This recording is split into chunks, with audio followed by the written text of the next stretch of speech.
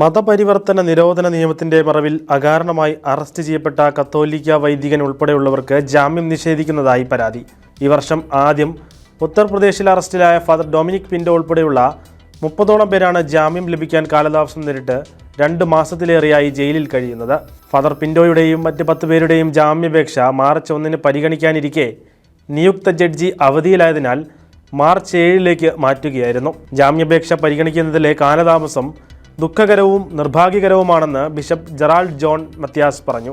മതപരിവർത്തനം ആരോപിച്ച് അറസ്റ്റിലായ 39 പേരിൽ 7 പേർ നേരത്തെ ജാമ്യം നേടിയിരുന്നു. ഇവർക്ക് ജാമ്യം ലഭിക്കുന്നതുവരെ പ്രാർത്ഥന തുടരാൻ ബിഷപ്പ് അഭ്യർത്ഥിച്ചു. ബരാബങ്കി ജില്ലയിലെ ദേവ പോലീസ് സ്റ്റേഷന് കീഴിലുള്ള പ്രദേശത്ത് കൂട്ട മതപരിവർത്തനം നടത്തിയെന്നാരോപിച്ച് അറസ്റ്റ് ചെയ്യപ്പെട്ടവരിലാണ് വൈദികനും ഉൾപ്പെട്ടത്. രൂപത പാസ്റ്റൽ സെന്റർ ഡയറക്ടറാണ് ഫാദർ പിന്റോ.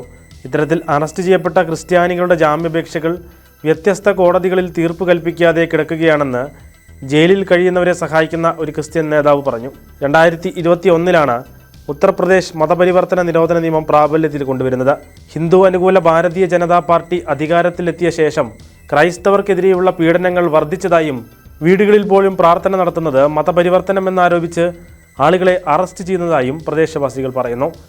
2023 ജനുവരി മുതൽ നവംബർ വരെ ഇന്ത്യയിൽ നടന്ന 687 ക്രിസ്ത്യൻ വിരുദ്ധ സംഭവങ്ങളിൽ 287 എണ്ണവും രേഖപ്പെടുത്തിയിരിക്കുന്നത് ഉത്തർപ്രദേശിലാണ്. 200 ദശലക്ഷത്തിലധികം വരുന്ന ജനസംഖ്യയിൽ 0.18% മാത്രമാണ് ക്രിസ്ത്യാനികളുള്ളത്.